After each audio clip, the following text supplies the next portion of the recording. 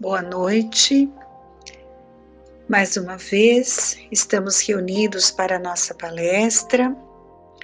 Iniciemos então com a nossa prece, momento em que nos dirigimos a Deus e a Jesus, buscando o aprendizado da Tua doutrina de luz, Senhor.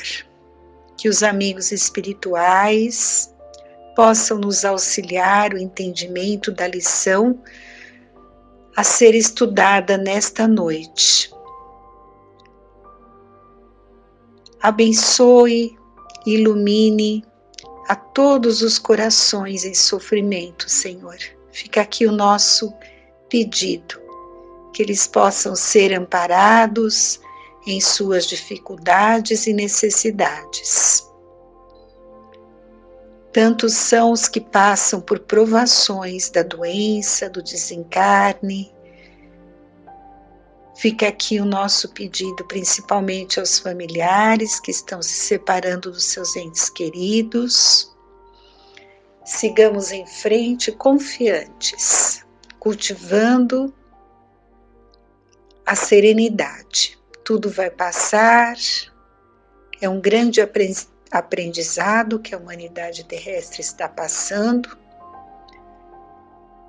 Vamos retornar com certeza, carregando em nossos corações muito aprendizado. Gratidão a Deus pelo auxílio que não nos falta em nenhum momento. Pai nosso que estais no céu, santificado seja o teu nome. Venha a nós o teu reino, Senhor. Seja feita a tua vontade, não a nossa, assim na terra como no céu. O pão nosso de cada dia dai-nos hoje. Perdoa, Senhor, as nossas dívidas, assim como perdoamos aos nossos devedores. Não nos deixeis cair em tentação e livra-nos de todo o mal. Que assim seja. A primeira parte sempre da nossa palestra, utilizamos o Evangelho segundo o Espiritismo, por Allan Kardec. Hoje vamos ler o capítulo 11, Amar o próximo como a si mesmo. O maior mandamento. Mas os fariseus, quando ouviram que Jesus tinha feito calar a boca aos saduceus, juntaram-se em conselho. E um deles, que era doutor da lei, tentando-o, perguntou-lhe: Mestre, qual é o maior mandamento da lei? E Jesus lhe disse: Amarás ao Senhor teu Deus de todo o teu coração, e de toda a tua alma, e de todo o teu entendimento. Este é o maior e o primeiro mandamento. E o segundo, semelhante a este, é: amarás o teu próximo como a ti mesmo. Esses dois mandamentos contêm toda a lei e os profetas. Isso está em Mateus, versículos 34 e 40. Amar ao próximo como a si mesmo. Fazer aos outros como quereríamos que nos fizessem. Eis a expressão mais completa da caridade, porque ela resume todos os deveres para com o próximo. Não se pode ter, nesse caso, guia mais seguro do que tomando como medida do que se deve fazer aos outros o que se deseja para si mesmo. Com que direito exigiríamos de nossos semelhantes melhor tratamento, mais indulgência, benevolência e devotamento do que lhes damos?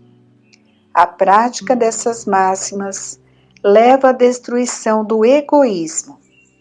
Quando os homens as tomarem como normas de conduta e como base de suas instituições, compreenderão a verdadeira fraternidade. e farão reinar a paz e a justiça entre eles. Não haverá mais ódios, nem dissensões, mas união, concórdia e mútua benevolência.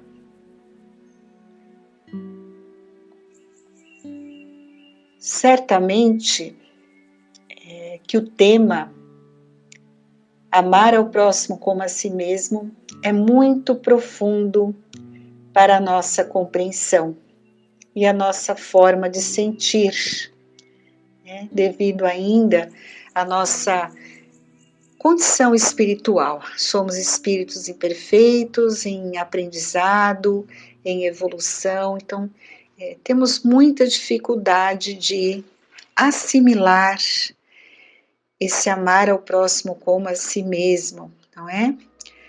Pois se assim não fosse, já há mais de 2000 anos que essa mensagem está gravada em nossas almas e ainda, infelizmente, exige de nós muito esforço para senti-la e, consequentemente, praticá-la. Vamos nos deter mais especificamente no segundo mandamento, que é semelhante ao primeiro: amarás o teu próximo como a ti mesmo. Observemos, amigos, que o próprio Mestre, através de suas palavras, nos coloca uma medida. Qual é a medida? A ti mesmo. Vamos parar para pensar nessa colocação, né? Quais são as nossas maiores dificuldades no relacionamento com o próximo? Certamente o mau humor, a grosseria, com que muitas vezes tratamos o semelhante. Porém, na grande maioria, damos como desculpa o cansaço, a cabeça cheia de problemas. Não estaria nesse comportamento tão simples um convite para exercitarmos com o outro o que gostaríamos que fizessem conosco? Allan Kardec, no item 4, nos diz que devemos ter indulgência e benevolência para com o semelhante. Quando analisamos esta observação, nos lembramos da necessidade que temos de ser mais fraternos uns com os outros. Ele chega mesmo a dizer que isto é uma regra de comportamento. E então, voltando à questão do mau humor, nos lembramos, não seria uma regra de comportamento evitarmos esses obstáculos nas nossas relações? Obstáculos esses que dificultam nosso entrosamento? Não gostamos que falem de qualquer maneira conosco. E por que não observamos que muitas vezes tratamos os outros com grosseria? Os companheiros devem estar pensando, mas por que um comportamento tão simples dentro de um tema tão complexo? Mas vejamos, seria uma forma de começarmos a colocar essa regra em nosso comportamento. Santo Agostinho, na questão 919 do Livro dos Espíritos, nos diz que a reencarnação na qual ele mais progrediu foi quando adotou por comportamento perguntar todas as noites à sua consciência se tivera feito alguma coisa ao outro que não fosse boa, ou se deixara de fazer algo de bom, ou ainda se tinha alguma queixa dele naquele dia. Remontava assim o seu dia, através das suas atitudes, e se programava para não cometer no outro dia os mesmos erros do dia anterior. É o conhecimento de si mesmo que Santo Agostinho nos coloca aí no Livro dos Espíritos. Então ele deixou bem claro, que foi a reencarnação que ele mais progrediu foi quando ele adotou esse exercício de perguntar todas as noites à sua consciência o que tinha feito para o próximo. E ele afirma ser esta maneira mais eficaz e mais eficiente para a autotransformação. Está aí, né, uma orientação segura, um conselho de um espírito iluminado. E esse é o segredo mesmo, né? Se todos nós, no final do dia, fizéssemos um balanço do nosso comportamento, das nossas atitudes, das nossas escolhas, desde a hora que eu acordei até o final do dia, o que vai acontecer?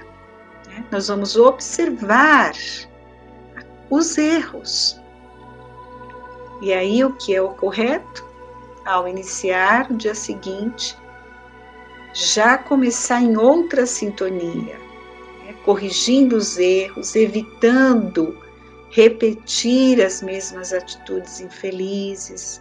É assim que se torna um exercício saudável, um aprendizado muito grande na nossa caminhada. Será que nós estaríamos dispostos a copiar essa regra de autotransformação do Conselho de Santo Agostinho? Não estaria faltando algo, ou melhor, uma metodologia criada por nós mesmos para nos impor um exercício de renovação, de esclarecimento mental, de ampliação de nossos sentimentos e de equilíbrio das nossas emoções? Somos filhos de Deus, portanto, herdeiros de um Ser Supremo, que espera de todos os seus filhos que amadureçamos todo o nosso potencial para finalmente alcançarmos a felicidade que nos espera. Mas com certeza, sem aprendermos o grande desafio do relacionamento mútuo, ficará mais difícil para nós. Como conhecer o sentimento fraterno e solidário, se não nos predispormos, a dar o melhor de nós mesmos? Dentro de tudo aquilo que fazemos e dentro da nossa convivência, cada criatura é uma individualidade que nos compete conhecer as suas características para que possamos aprender a lidar, a conviver e a amar. Cada criatura nos traz uma grande oportunidade de renovação. Quantas vezes, já ouvimos alguém dizer: meu Deus, eu não sabia que tal pessoa era capaz de fazer isso ou aquilo. E realmente está certo, porque essa relação era uma relação superficial, não havia um conhecimento mais profundo. Costumamos conquistar amizades, mas não sabemos mantê-las. Joana de Ângeles, esse grande espírito iluminado, nos diz que assim agimos, justamente porque nos faltam os recursos para cada dia doarmos algo de nós naquela relação. E muitas vezes dizemos: eu não tenho mais como continuar com essa amizade, com essa relação. E deveríamos estar dizendo: preciso me melhorar, preciso dilatar os meus sentimentos, e os meus conhecimentos para manter essa amizade, esse relacionamento. Vejam como é diferente, a reflexão e a colocação. No capítulo 13 do Evangelho segundo o Espiritismo, Kardec nos lembra que a caridade material, sem a caridade moral, é deficiente, mas já é um começo, lembram-se? E ele nos esclarece melhor a questão da benevolência. Ele nos convoca a tratar os homens da mesma maneira que queremos que os homens nos tratem. Quando buscamos uma informação no dia a dia, gostamos que alguém nos informe com atenção, com carinho, gostamos que as pessoas compreendam as nossas dificuldades, não é mesmo? Enfim, gostamos de ser tratados com toda a educação. Buscando, então, refletir um pouco mais nessa questão dos relacionamentos, quando eles muitas vezes chegam ao final por não terem mais as pessoas o que se dizerem, Jesus é muito claro nos mostrando a necessidade de avaliar as nossas emoções, de avaliar as nossas intenções e, se na maioria das vezes fomos sinceros conosco mesmos, não é? O que nos falta sempre, tenhamos a certeza disso, é a vontade de prosseguir no esforço de cada instante. Talvez nesse momento, alguns dos companheiros que nos assistem podem pensar: mas existe uma relação que eu não consigo mais levar adiante, porque posso até me comprometer muito mais. E nós diremos: prossiga em silêncio, orando, abençoando, entregando esse companheiro que você não sabe mais lidar e pedindo ao Pai que ilumine mais a sua alma e sua mente para resgatar essa amizade, essa relação. Na simplicidade do cotidiano, momento a momento, o convite para a nossa melhoria. Vale a pena tentar, pouco a pouco conseguiremos. Tenhamos a certeza disto. Então, Deus abençoe a todos os corações. E nós agradecemos por esse momento de estudo, de reflexão que nos foi concedida pela espiritualidade superior.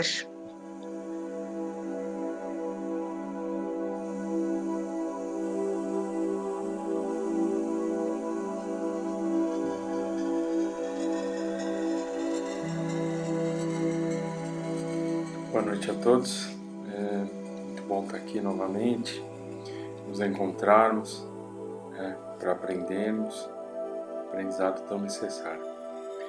E hoje, como nosso tema, eu trouxe uma mensagem do livro Contos de Jesus para a Criança Interior, do capítulo 6, Medo de Amar. Então, esse livro ele é um livro de histórias que fala sobre Jesus, retrata muito a questão moral. E esse capítulo 6 fala sobre o amor, tá? Esse amor tão necessário em nossos caminhos, o amor exemplificado pelo Mestre Jesus, que esteve conosco e deixou ricos ensinamentos, deixou um caminho que pudéssemos trilhar. Então o amor está presente nas nossas vidas. Se não fosse pelo amor, nem aqui estaríamos vivendo essa encarnação. O amor está presente até quando enfrentamos dificuldades, porque é o aprendizado necessário em nossos caminhos. Tá? É aquilo que nós necessitamos para melhorarmos como seres eternos, tá? Quando nos predispomos a fazer o bem, a prática da caridade, é o amor. Então o amor está presente em tudo. Tá? Então vamos lá dar início nessa história que é tão importante e tem uma reflexão bem legal para todos nós. Capítulo 6, o medo de amar. Um dia eu cheguei revoltado da escola. A nossa professora falou que muitos homens da história da humanidade haviam morrido por defender seus ideais. Homens como o filósofo Sócrates e tantos outros. Eu estava inconformado. Vovô chegou e percebeu meu descontentamento. Ele tentou argumentar que isso ocorria por ignorância do povo, que nem sempre reconhece aquele que se sobressai em caráter, em inteligência ou por lutar pela liberdade. Ele até citou Tiradentes como exemplo. Então, esse livro é uma história corrida, e aí eu vou contando e vou parando para a gente falar alguns pontos aí mais importantes. Então falei ainda mais exaltado. Olha só, vovó, o Tiradentes hoje é um herói. Sim, hoje ele é nosso herói. Eu acho estranho alguém sofrer por querer o bem do próximo.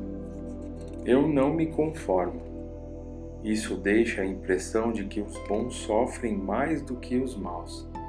Vale a pena ser bom, vovó? Ora, meu querido, não tenha dúvida disso. O exemplo nobre dos homens bons é a receita para os que ainda não o são.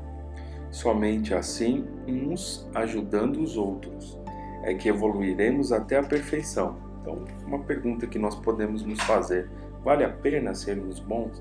Vale a pena trilharmos o caminho do bem, o caminho das melhorias? E aí, com certeza, né? Sim, vale a pena.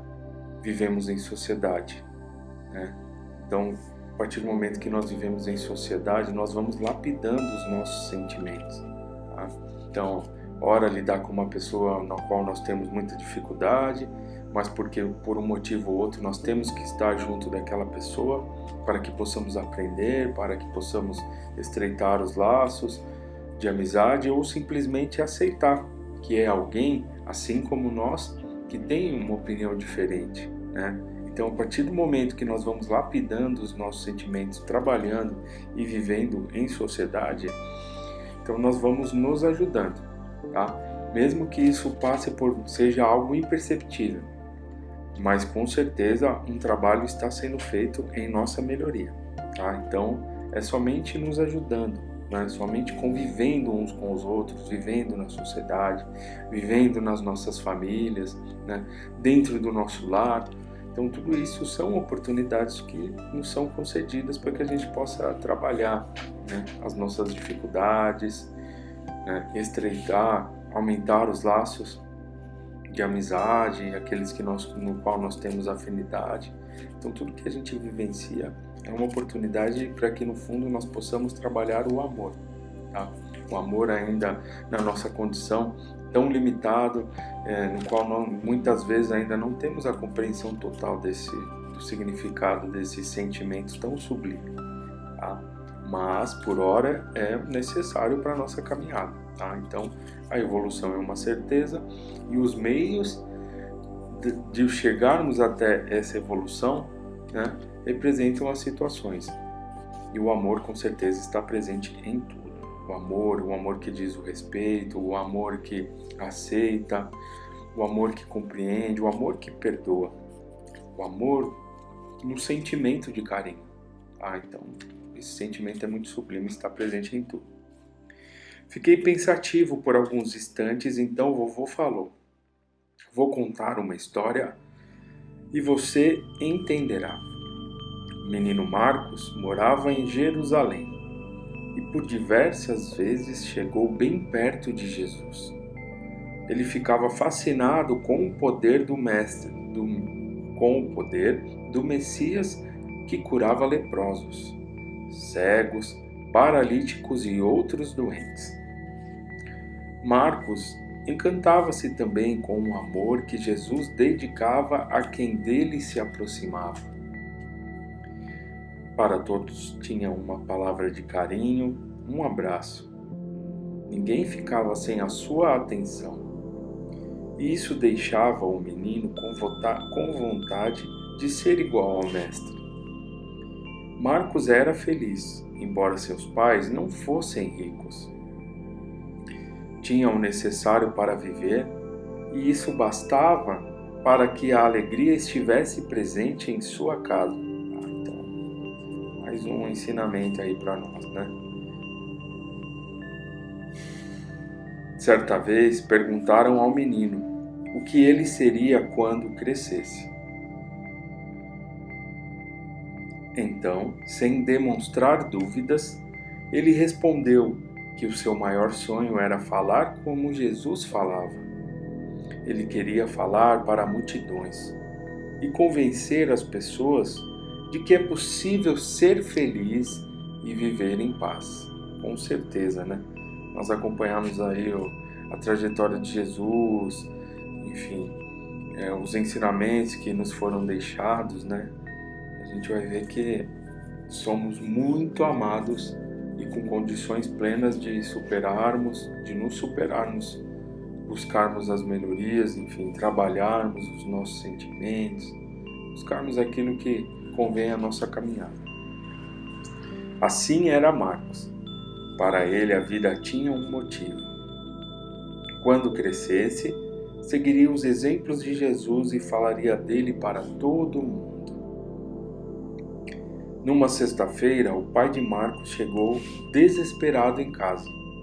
Chorando, contou que haviam condenado Jesus e que ele seria crucificado naquele mesmo dia. Marcos não queria acreditar, mas seu pai lhe disse: Meu filho, acredite, pois é verdade. Condenaram o mestre. Marcos chorou muito e falou que gostaria de ver Jesus pela última vez. Então, o seu pai o levou até onde ele passaria. Ao chegar, Marcos notou um grande número de pessoas. Nos dois lados da rua, o povo se aglomerava e se empurrava para poder ver melhor. Enquanto aguardava, o coraçãozinho de Marcos batia forte no peito. A todo instante, se perguntava por que condenaram o mestre. O que ele fizera de tão errado? De repente, o povo começou a gritar. Era Jesus que se aproximava trazendo a cruz nos ombros. O povo gritava para que ele se libertasse. Outros vaiavam e ainda alguns sorriam ao vê-lo tropeçar e às vezes cair. Pela primeira vez, Marcos presenciou a maldade dos homens e chorou de tristeza. Aquela imagem de dor e maldade era forte demais para seus olhinhos inocentes. Percebendo o que se passava, seu pai pegou-o no colo e abraçou-o fortemente. Naquele momento, os dois choravam juntos, enquanto a multidão gritava. Então Marcos perguntou: Papai, por que fizeram isso com ele? Ah, meu filho, é por amar a todos, curar os doentes e socorrer a quem sofre. Mas papai, isso é errado. Não, meu filho, isso não é errado. Papai, quem ama como Jesus amou vai sofrer assim? O pai de Marcos olhou entre lágrimas, abraçou-o ainda mais forte e disse: Ah, meu filho querido, quem ama verdadeiramente como Jesus, às vezes sofre perseguições, é incompreendido, e invejado, agredido e odiado. Porém, é também muito amado, pois está fazendo a vontade de Deus. Papai, eu sempre falei que quando crescer, gostaria de falar igual a Jesus e seguir tudo o que ele nos ensinou, mas agora estou com medo de sofrer. Nesse momento, Jesus estava passando bem pertinho deles, e ao ver que Marcos chorava, parou e disse: Minha criança amada, não tenha medo de amar.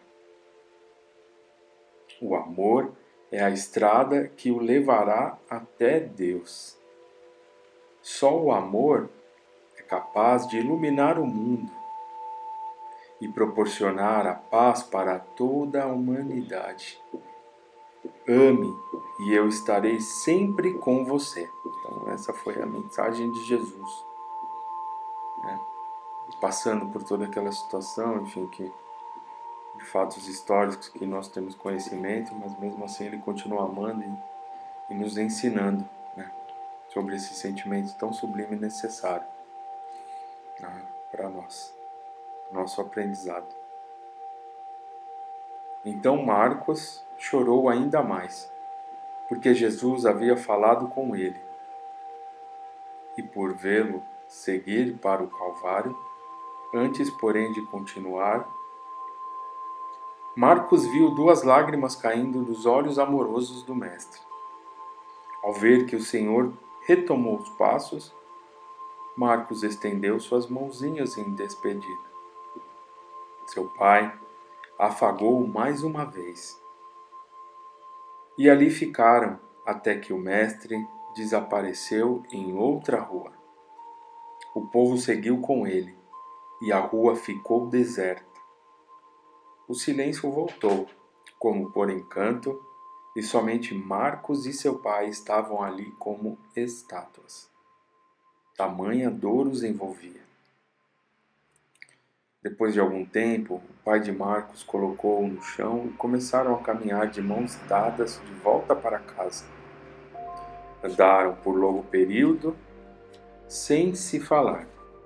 Então, ainda em lágrimas, Marcos acrescentou: Papai, eu já resolvi. Resolveu o quê, meu filho? Quando crescer, vou falar igual a Jesus e vou seguir tudo o que ele ensinou. Não estou mais com medo de amar. O pai sorriu, pegou-o novamente no colo e também, enxugando suas lágrimas, disse: Meu filho amado, só vale a pena viver se tivermos amor no coração. Um imenso amor por todo mundo, por qualquer pessoa. Somente assim Jesus estará conosco e chegaremos até Deus. Assim, aquele menino chamado Marcos cresceu e deixou gravado nos corações dos homens, do mundo inteiro, o seu imenso amor por Jesus. Ele nunca mais teve medo de amar. Gostou da história? Que legal, vovô! Não se esqueça de que com Jesus no coração, às vezes será necessário calar e nunca agredir, perdoar sempre, servir a todos, socorrer aos necessitados, amparar aos caídos, amar sem medo de sofrer. Eu entendi o recado. Vovó. Bom, aí termina a nossa história, né? Então, acho que fica importantes reflexões aí a cada um de nós, se vale a pena nós nos propormos as melhorias na nossa caminhada, na nossa vida, seguimos as diretrizes que Jesus nos deixou, né? Que são ensinamentos com um amor presente, tá? É um convite que nos é feito para que possamos refletir sobre a nossa caminhada. Nada é imposto para nós, apenas um convite que Jesus nos faz a todo momento, para que possamos refletir sobre as nossas vidas, refletir sobre aquilo que buscamos para nós e a nossa felicidade, que é tão importante. Então fica aí o convite para todos nós.